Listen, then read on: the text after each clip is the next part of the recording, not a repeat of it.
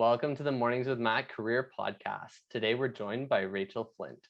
Rachel is a senior consultant for workforce transformation at CIBC.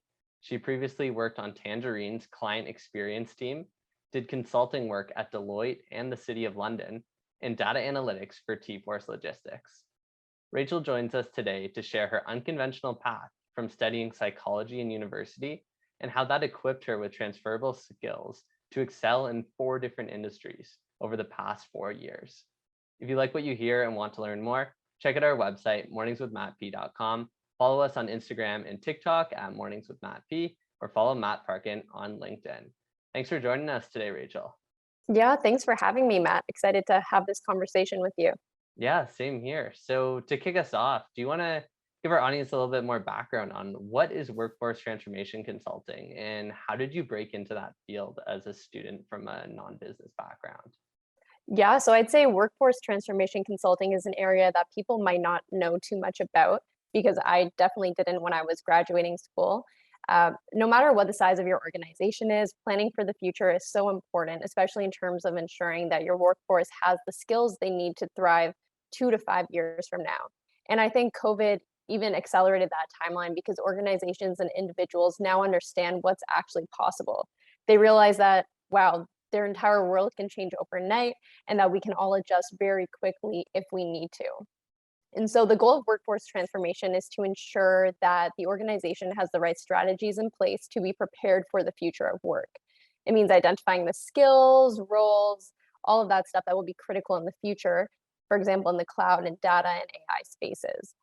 We create recommendations and actionable plans as to how my organization, CIBC, can really foster that talent internally and externally. I'd say we also work closely with the various business functions across the bank to understand the needs of their individual groups and identify any skill gaps. And the key skills that I would use in my job on a daily basis, I would say, are probably developing decks with a strong storyline, speaking with stakeholders, and really thinking proactively about the strategies that we have in place to make sure we're capturing the big picture.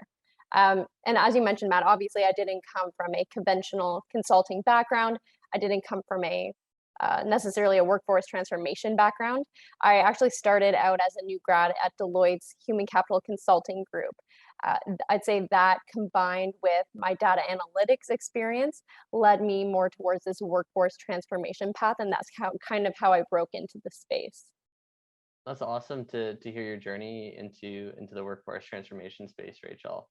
So you studied psychology in university, not Yeah. exactly a direct pipeline into the consulting world all the time. So what transferable skills did you learn in that psychology degree that kind of helped you craft your story and break into consulting and analytical roles?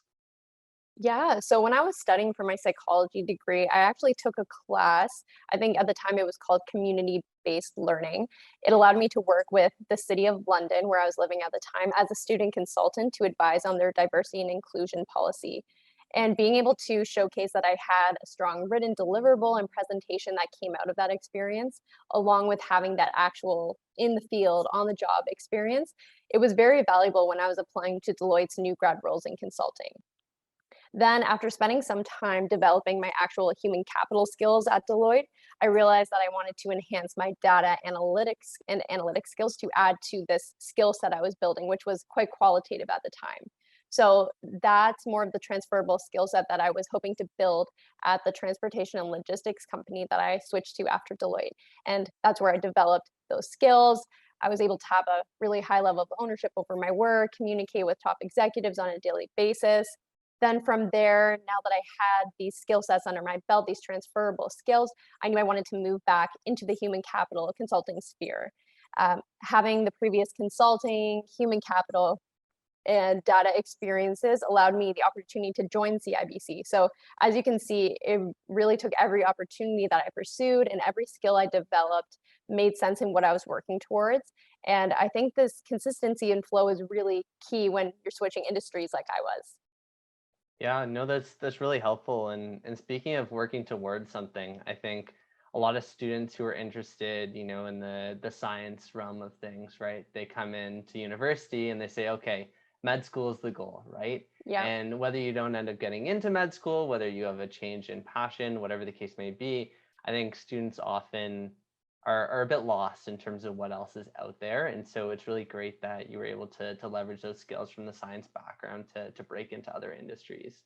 And so within the financial services industry, right, people automatically think, finance, investment banking types of roles, but you're in a non-finance role at a financial services company, right? So do you want to give a little bit more background in terms of the different types of roles and opportunities that are available in the industry for people that aren't interested in finance? Yeah, and you really hit the nail on the head there. Like everyone, when you think about financial services, you think you're really restricted to this finance sphere. And in fact, similar to that, when you think about consulting, you really only think about management consulting, maybe sectors like M&A, mergers and acquisitions. But there's really so many different fields you can work in at a bank. And I think it's really, first of all, important to reflect on what you're interested in and do the research. So, for example, for me, I personally spent a lot of time delving into what the future of work looks like. And that's personally what really interests me. So I then did a LinkedIn search to see keywords of future of work, workforce transformation, human capital, things like that, to see what other people are doing in my areas of interest. And as you mentioned, there's such a wide variety of opportunities available for any skill set within financial services. I'd say that one example that I talk about is banks compete with actual technology companies for tech talent now. So as you can imagine, those digital roles, tech roles, product roles, these are rapidly evolving and critical for the bank. So when you're doing a job search, I'd recommend that you keep your mind open to non-traditional organizations for your field and consider, for example, a bank, which can actually be a hub of talent for something you're interested in and may just not have considered in the past. That's some great advice. You kind of take it for granted, when you go to pay your credit card bill in your mobile banking app, someone at the bank was actually coding that in a non-finance role, right? So that's really helpful 100%. to keep in mind. And you've worked across a couple of different industries now early on in your career, and we've seen that job hopping has become a little bit more common with younger generations. People aren't staying at one company anymore for 25 years. So can you walk the listeners through like what kind of factors have you considered when you're making your moves to potentially help someone who's maybe in a role and looking to pivot elsewhere right now? Yeah, so I'd say that for me personally, every time I've switched roles, I wasn't actively looking for a new job. I'd say that for me, it was always really important to build the skills and enjoy the actual work I'd be doing and to continue to work to build my professional career towards those avenues. So for me, each of my moves happened organically based on the skills I hope to grow and the impact I hoped to achieve. So I think going into more of a job switching sphere of think about why you're interested in changing your role, think about what's driving you, and try to move towards that area. Um, as you mentioned, traditionally switching jobs was super taboo, and I personally definitely struggled with that mentality at first, thinking I was letting my team down, leaving people I love to work with. Um, I definitely heard from my parents and other generations that, this isn't something that you should be doing. It's really important to stay at a single company.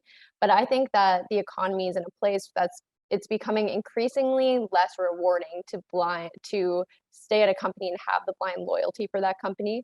And I think that it's always the most important to do what is best for you, whether that's in terms of the work, in terms of the compensation, the cultural alignment with who you are. You'll be most successful if you work on building yourself. And for me and many other people, that could involve job hopping. It could involve skill development, whatever that is for you. I think it's really important to focus on what works best. I love that advice, really focusing on, what works best for you in your situation and tapping into a little bit of Simon Sinek, maybe, starting with your why and figuring out why you're in your role. And if that means that you want to switch teams within a company or go work in a different industry and that kind of just comes across your lap, then why not go and take it and explore that new opportunity, right? So Exactly. that's Yeah. that's super helpful. And last question for you. So you've worked in the public and the private sector.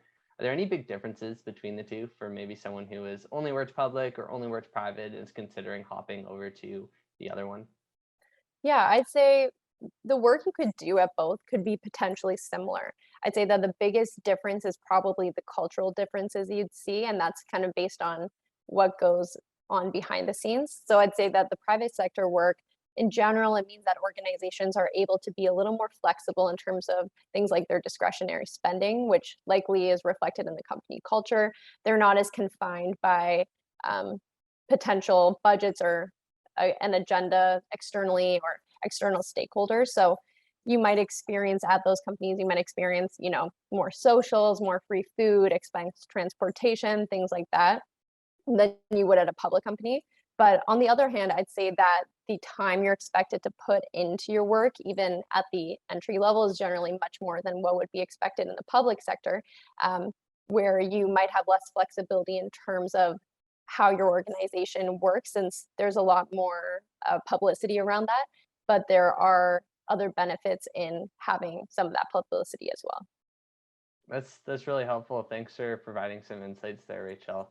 Those are all the questions we have for you today. So thanks for coming out, and thanks everyone for tuning in. Stay tuned for next week's episode. If you found this episode helpful, we'd love if you can rate our podcast and share it with a friend. If you want to learn more, check out our website at morningswithmattp.com. Follow us on Instagram and TikTok at morningswithmattp, or follow Matt Parkin on LinkedIn. See you next week.